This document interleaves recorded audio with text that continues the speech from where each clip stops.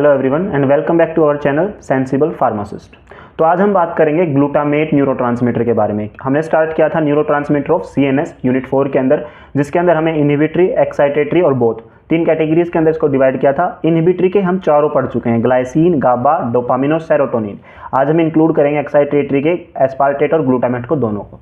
Acetyl choline, adrenaline, नोरेड्रेनालिन आप already पढ़ चुके हो कोलिनर्जिक और एड्रेनर्जिक चैप्टर्स के अंदर। तो आज हमारा बचा हुआ इस चैप्टर का जो पोर्शन है वो रहेगा ग्लूटामेट और एस्पार्टेट। तो सबसे पहले बात करते हैं ग्लूटामेट के बारे में। ग्लूटामेट क्या है? तो देखो, glutamate is a excitatory neurotransmitter involved in cognitive function such as learning and memory. Excitatory है, ये तो हमें इससे क्लासिफिकेशन से ही पता चल गया कि कैसा है, एक्साइटेटरी है। Involved in cognitive function such as learning and memory, इसका फंक्शन क्या होता है? लर्निंग एंड मेमोरी के अंदर ये इन्वॉल्व होता है। ठीक है, बात करें इसकी बायोसिंथेसिस के बारे में, तो सिंथेसिस इसकी कैसे होती है? ग्लूटामीन से और टीसीए से। ठीक है, दो तरीके से होती है, एक तो होती है इसकी ग्लूटामीन से और दूसरी होती है TCA, try carboxylic acid cycle से होती है। ठीक है, तो दोनों से हम पढ़ते हैं वन बाय वन। तो सबसे पहले हम देख लेते हैं ग्लूटामीन से कैसे सिंथेसाइज होता है।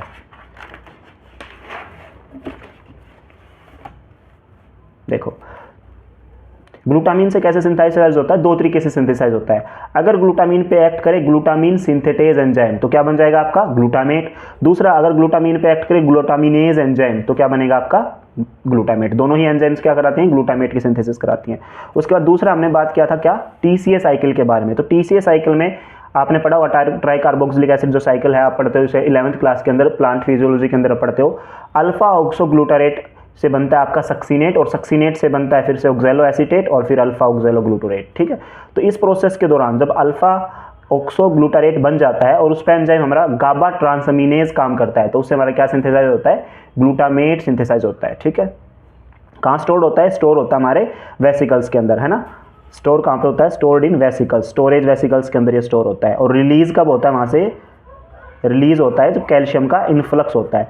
अब जब आपको सिंपैथेटिक और पैरासिम्पैथेटिक पढ़ाया गया था, आपको याद होगा, तब मैंने आपको बताया था कि जैसे ये न्यूरॉन है, न्यूरॉन के अंदर कोई भी न्यूरोट्रांसमीटर अमीनो एसिड्स के एंटर करता है और उसकी सिंथेसिस स्टार्ट होती है ना। तो उसकी जब सिंथेसिस स्टार्ट होती है फिर वो स्टोरेज वेसिकल के अंदर सिंथेसाइज होने के बाद स्टोर होता है और अंत में उसे रिलीज होना होता है। वो रिलीज कब होता है? जब न्यूरॉन के अंदर इन्फ्लक्स होता है कैल्शियम आयन का। ठीक है, ये कैल्शियम आयन क्या कराते हैं? स्टोरेज वेसिकल का रप्चर करा देते हैं, जिस वजह से उसके अंदर जो भी न्यूरोट्रांसमीटर सिंथेसाइज हुआ था वो या स्टोर था वो बाहर रिलीज आउट हो जाता है। तो ये वही कह रहा है कि स्टोर होता है वेसिकल्स के अंदर और रिलीज होता है कैल्शियम आयन के इन्फ्लक्स से। ठीक है, नेक्स्ट बात करते हैं हम इसके रिसेप्टर्स की। तो देखो, रिसेप्टर्स के दो टाइप के होते हैं। दो टाइप कौन कौन से हैं? एक तो होगा हमारा आइनोट्रोपिक, दूसरा है हमारा मेटाबोट्रोपिक। आइनोट्रोपिक और मेटाबोट्रोपिक के बारे में हमने बहुत बार बात की है। हमने इसके बाद स्टार्टिंग में बात की थी जब हमने जीपीसीआर रिसेप्टर पढ़ा था, रिसेप्टर्स की जब हमने स्टार्टिंग की थी उसमें आपने 5 टाइप के रिसेप्टर पढ़े थे और स्टार्ट किया था हमने मेटाबोट्रोपिक से। तो एक बार फिर से मैं आपको याद दिला देता हूँ, मेटाबोट्रोपिक आपके वो रिसेप्टर्स होते हैं जो क्या करते हैं? किसी सेकेंडरी मैसेंजर को सिंथेसाइज कराते हैं, रिलीज कराते हैं अपना फंक्शन परफॉर्म करने के लिए।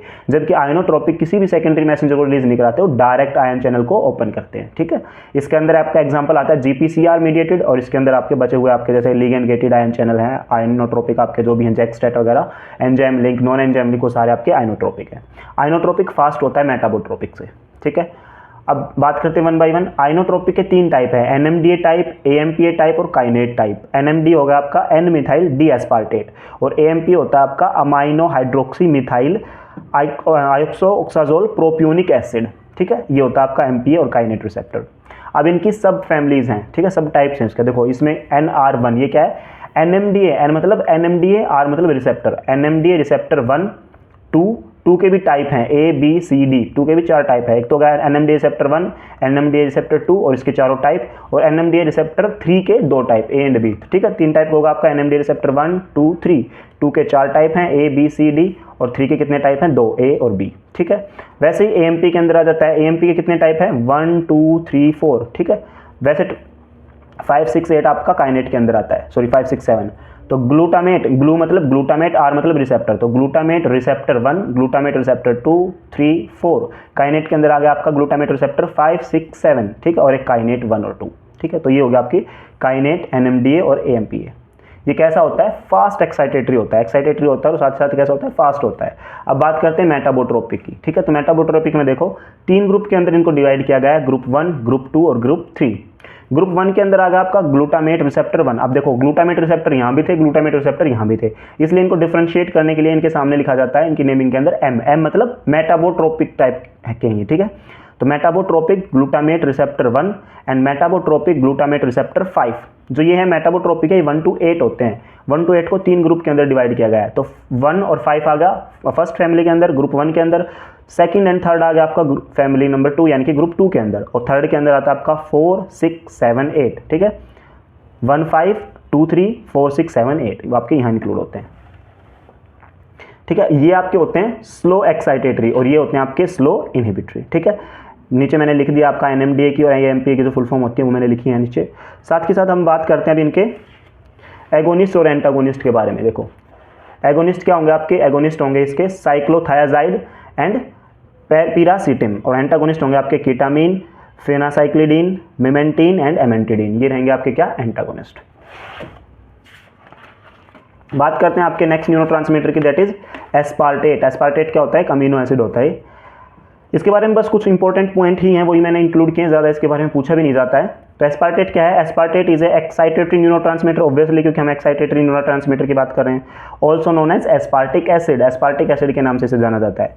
It is non essential. तो नॉन एसेंशियल क्या है, जैसे मैंने आपको प्रीवियस वीडियोज़ के अंदर ही बताया था, आपके अमीनो एसिड को 3 कैटेगरी में डिवाइड किया जाता है, एसेंशियल, उसके बाद आता है आपका semi essential and non essential. Essential मतलब जो एसेंशियल है आपको बाहर से लेने, यानी कि आपकी बॉडी सिंथेसाइज से नहीं करती, आपको आउट बाहर से इसे लेना कंपलसरी हो जाता है, एसेंशियल हो जाता है, तो वो आते हैं आपके एसेंशियल।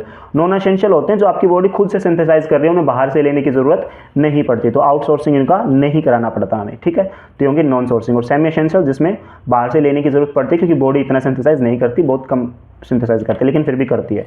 तो हमारा जो एस्पार्टिक एसिड है यानी कि एस्पार्टेट है, वो कैसा आता है, हमारा नॉन एसेंशियल है। नॉन एसेंशियल यानी कि बाहर से लेने की जरूरत है नहीं, ऑलरेडी बॉडी से सिंथेसाइज करती है। Non essential amino acid that plays vital role in number of body process, बहुत सारी प्रोसेस के अंदर ये इन्वॉल्व होता है, बहुत सारे अमीनो एसिड के सिंथेसिस के अंदर ये रॉ मटेरियल का काम करता है। नेक्स्ट हमारा it aids in removal of excess ammonia and sport stamina, हमारी बॉडी से अमोनिया को एक्सक्रीट आउट कराता है यूरिया साइकिल के थ्रू, और क्या करता है, स्पोर्ट करता है स्टेमिना को, ठीक है, स्टेमिना बढ़ाता है। सर्व एज, नेक्स्ट पॉइंट आपका, serve as precursor for synthesis of protein, oligopeptide, purine, pyrimidine and nucleic acid. मैंने अभी बताया था ना, बहुत सारे अमीनो एसिड की सिंथेसिस में क्या करता है, ये हेल्प कराता है, तो उसमें क्या करता है, रॉ मटेरियल का काम करता है, तो प्रीकर्सर का काम करता है। 2 टाइप के होते हैं, L aspartate and D aspartate. L aspartate के बारे में क्या बता रहा है, L aspartate is a glycogenic amino acid and it can be promote energy production. Glycogenic है तो ऑब्वियसली हमारी बॉडी में एटीपी का सिंथेसिस कराएगा और प्रोमोट करेगा आपके एनर्जी प्रोडक्शन को। नेक्स्ट बात करते हैं, नेक्स्ट पॉइंट आपका involve in production of nucleotide such as RNA and DNA। आपकी बॉडी में होते हैं ना न्यूक्लियोटाइड्स, प्रोडक्शन में हेल्प करेगा।